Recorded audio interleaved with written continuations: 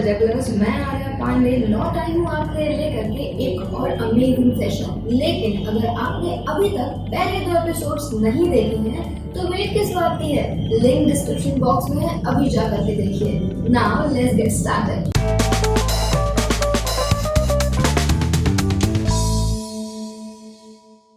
पिछले कई महीनों में हमें अलग अलग तरह की परेशानियों का सामना करना पड़ा। जहाँ एक तरफ हमारे ऊपर आर्थिक संकट था तो वहीं दूसरी तरफ खुद को और अपने परिवार को कोरोना जैसी वैश्विक महामारी से बचाने की जद्दोजहद, जिसमें हमें मानसिक उत्पीड़न का सामना करना पड़ा।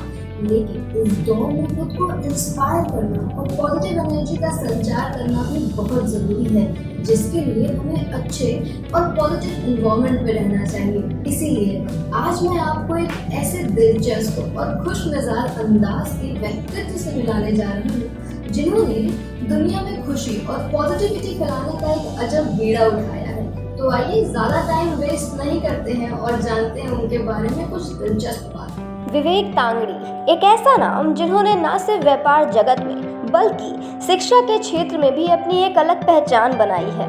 व्यापार जगत और ह्यूमन बिहेवियर में आपको 20 वर्ष से भी अधिक का अनुभव है।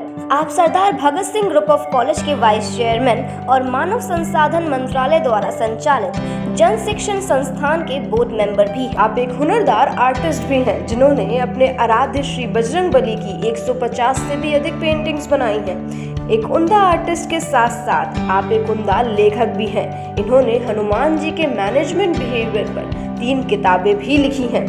आप पवन पुत्र हनुमान के अनन्य सेवक भी हैं, जिन्होंने हनुमान शोध संस्थान नाम की एक संस्था का निर्माण किया है जो एकमात्र हनुमान जी पर डेडिकेटेड है।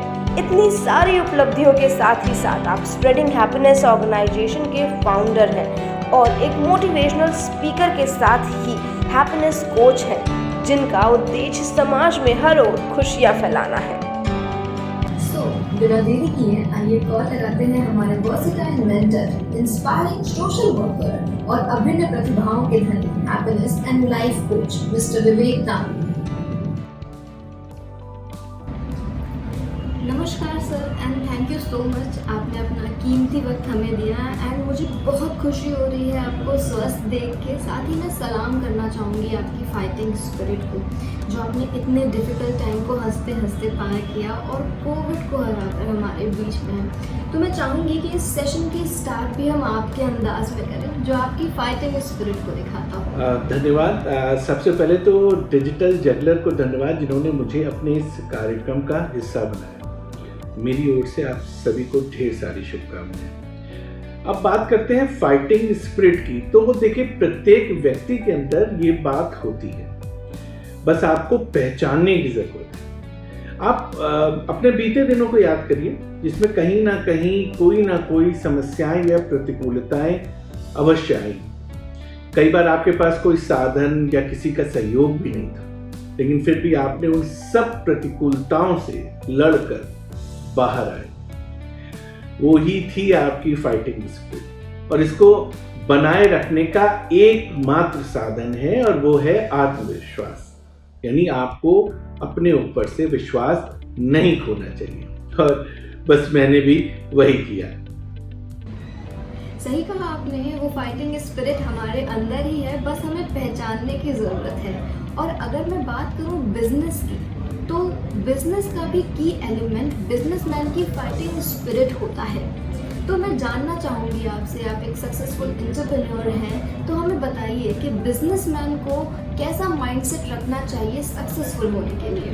बहुत ही अच्छा प्रश्न कि सक्सेसफुल होने के लिए कैसा माइंडसेट रखना चाहिए। तो देखिए, सक्सेस एक दिन या एक पल की बात नहीं, ये तो आपको निरंतर प्रयास करने से ही प्राप्त होती है, और इसको पाने के सफर में न जाने कितनी निराशाओं का सामना करना पड़ता है, और जो धैर्य और साहस के साथ आगे बढ़ते रहते हैं वो सफलताओं को प्राप्त करते हैं। तो मूल मंत्र क्या है? तो मूल मंत्र है कि साहस और धैर्य को कतई ना छोड़ें, बस आगे बढ़ते जाएं और चलते जाएं। इस प्रश्न पर मैं 2 लाइनें बोलना चाहूंगा कि होके मायूस ना यूं शाम से ढलते रहिए, जिंदगी भोर है सूरज से निकलते रहिए, और एक ही पांव पे ठहरोगे तो थक जाओगे, एक ही पांव पे ठहरोगे तो थक जाओगे, धीरे धीरे ही सही पर राह पे चलते रहिए। तो बस राह पे चलते रहिए। बिल्कुल सही कहा सर आपने, हमें धैर्य और साहस को बनाकर रखना चाहिए, सफलता हमें जरूर मिलेगी।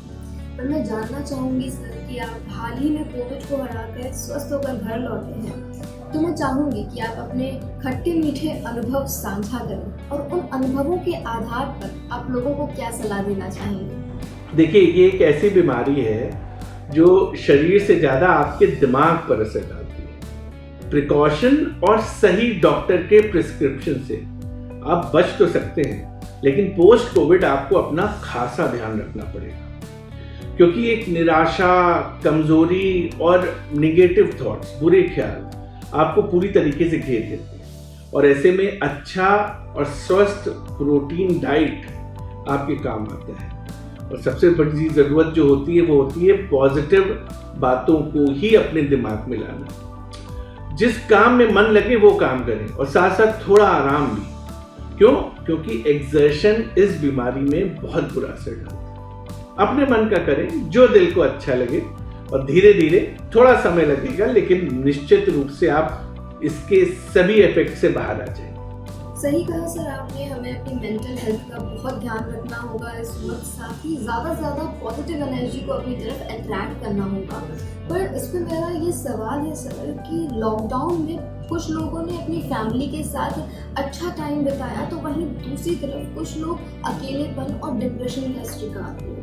तो मैं जानना चाहूँगी कि आपके हिसाब से इसकी सबसे बड़ी वजह क्या हो सकती है। डिप्रेशन या अवसाद एक ऐसी मानसिक अवस्था है जिसमें व्यक्ति का अपने ऊपर से विश्वास उठ जाता है, या कह लीजिए अपने आसपास की परिस्थितियों से भरोसा उठ जाता है। उसको जीवन में हर ओर निराशा ही निराशा दिखती है, जबकि ऐसा कतई नहीं होता। ये जीवन पहले भी खूबसूरत था और आज भी उतना ही खूबसूरत है। बस जरूरत है इसको महसूस करने की। हमें अपनी प्रतिकूलताओं को अपनी ऊर्जा बनानी चाहिए, ताकि हम वो सब पा सके जो हमें प्राप्त करना है।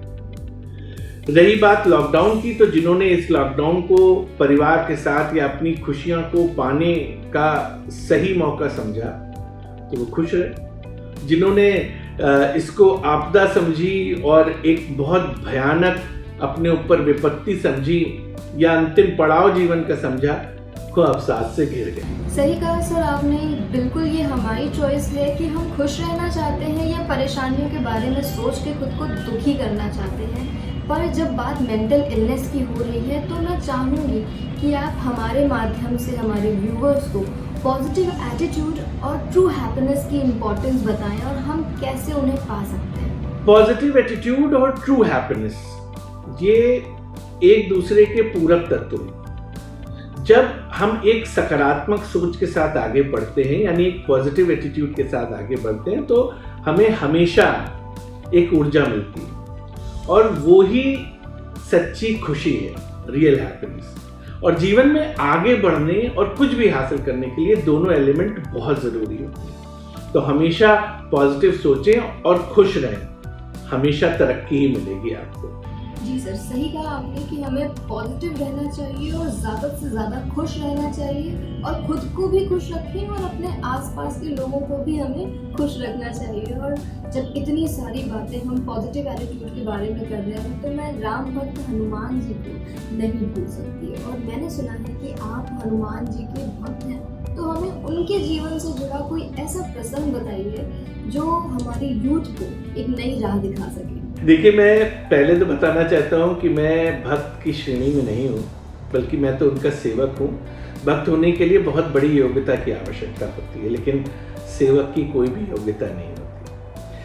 हनुमान जी के जीवन के प्रत्येक प्रसंग हमको कुछ न कुछ सीख देते हैं। तो ऐसे ही एक सर्वविदित प्रसंग है जो हर व्यक्ति जानता है कि जब श्री हनुमान जी लंका पार जा रहे थे, तो सुरसा उनके सामने आई। तो उन्होंने उसके समक्ष गए और जाने देने के लिए आग्रह किया, लेकिन वो उनको ग्रास बनाना चाहती थी, खाना चाहती थी। हनुमान जी के अनुनय विनय के बाद भी जब सुरसा नहीं मानी, तो हनुमान जी को लगा कि वो ऐसे जाने नहीं देंगे। तो उन्होंने कहा अपना रूप बढ़ाना चालू किया।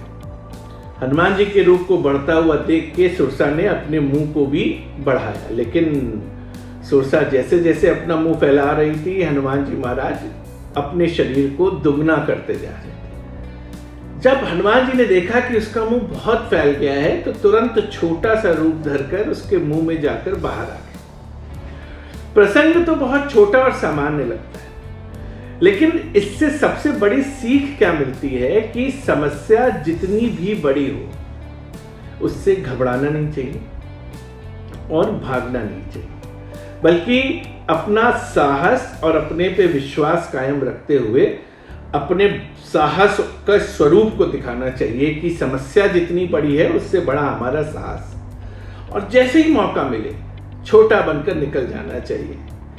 बड़े बनना अगर आपको आता है तो छोटा बनना भी सीखना चाहिए।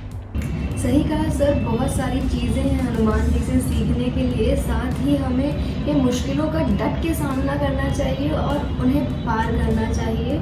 और इसी पे अब मेरा अगला सवाल है कि इस पैंडेमिक टाइम में बहुत सारे बिजनेसमैन ने बहुत सारी प्रॉब्लम्स फेस की, साथ ही बहुत लोगों की नौकरियां भी गई। और इस माहौल में अगर कोई अपना स्टार्टअप करना चाहता है तो उसे आप क्या टिप्स देना चाहेंगे? स्टार्टअप के लिए मैं इतना ही कहना चाहूँगा कि देखिए, धैर्य रखें, जल्दबाजी में कोई भी निर्णय ना लें और सोच समझकर उस फील्ड की पूरी जानकारी एकत्र करने के बाद ही, रिसर्च करने के बाद ही किसी काम को शुरू करें। जी सर, हमें फुल रिसर्च करनी चाहिए अगर हम कोई भी स्टार्टअप कर रहे हैं। पर अगर मैं बात करूं हमारी लाइफस्टाइल की, तो डे बाय डे वो स्ट्रेसफुल होती जा रही है। तो इस स्ट्रेस में हम खुद को सेल्फ मोटिवेटेड कैसे रख सकते हैं? इस पे क्या आप हमें कुछ स्पेशल टिप्स देना चाहेंगे? देखिए, सेल्फ मोटिवेटेड रहने के लिए सबसे आवश्यक है खुश रहना, और वो खुशी मिलेगी कब? जब आप अपने मन की चीज़ें करेंगे, जैसे जो दिल में आए, जो आपको अच्छा लगता हो। यदि आपको किताब पढ़ना अच्छा लगता है तो दिन में एक बार किताब जरूर पढ़ें। अगर आपको गाना गाना अच्छा लगता है तो गाना गाएं, घूमना अच्छा लगता है तो घूमें, या फिर दोस्तों या परिवार के साथ बैठकर बातें करना अच्छा लगता है तो वो सब काम कम से कम दिन में एक बार जरूर करें। कोई ना कोई काम यदि आप दिन में एक बार करते रहेंगे तो आप सेल्फ मोटिवेटेड रहेंगे, आपको एनर्जी मिलती रहेगी, और यही एनर्जी आपके सेल्फ को मोटिवेट करती रहेगी। जी सर, बिल्कुल सही। सबसे अच्छा स्ट्रेस बूस्टर यही है कि हम अपने फेवरेट कामों को करें, ज़्यादा किताबें पढ़ें, मूवीज़ देखें। और जैसे कि हम जानते हैं कि आप पोइट्री भी करते हैं, तो ऐसी कोई पोइट्री है जो आपके दिल के बहुत करीब हो और आप हमें सुनाना चाहें? वैसे तो देखिए, बहुत सारी कविताएं हैं जो मेरे दिल के बहुत करीब हैं। किसी एक को उसमें से ढूंढना या चूज करना, लेकिन तब भी सोहन लाल द्विवेदी जी की एक बहुत चर्चित कविता है जिसको हर कोई जानता है, और वो उसका एक अंश मेरे दिल के बहुत करीब है। कोशिश करने वालों की कभी हार नहीं। असफलता एक चुनौती है, स्वीकार करो। असफलता एक चुनौती है, स्वीकार करो। क्या कमी रह गई देखो और सुधार करो। जब तक न सफल हो नींद चैन को त्यागो तुम। संघर्ष का मैदान छोड़ मत भागो तुम। कुछ किए बिना ही जय जयकार नहीं होती, और कोशिश करने वालों की हार नहीं होती। कोशिश करने वालों की हार नहीं होती। बहुत बहुत धन्यवाद। नमस्कार। बिल्कुल सही कहा सर ने, कुछ किए बिना जय जयकार नहीं होती, तो कोशिश करने वालों की कभी हार नहीं होती। उम्मीद करती हूँ कि आपको आज का सेशन पसंद आया हो और आपने आज के सेशन से बहुत कुछ सीखा हो। साथ ही कोशिश करते रहिएगा, सफलता आपके कदम जरूर चूमेगी। अगर आप भी अपनी इंस्पायरिंग स्टोरी हमसे शेयर करना चाहते हैं तो मेल आईडी डिस्क्रिप्शन बॉक्स में है, हमसे जरूर शेयर करें। साथ ही अगर आप स्टार्टअप कर रहे हैं और अपने बिजनेस को डिजिटली ग्रो करना चाहते हैं तो डिजिटल जगलर से जरूर कॉन्टैक्ट करें। हम आपके बिजनेस को डिजिटल प्लेटफॉर्म पे ग्रो करने में आपकी मदद करेंगे। अगर आपको ये वीडियो पसंद आया हो तो लाइक एंड सब्सक्राइब करना ना भूलें। साथ ही कमेंट सेक्शन में हमें लिखकर जरूर बताएं।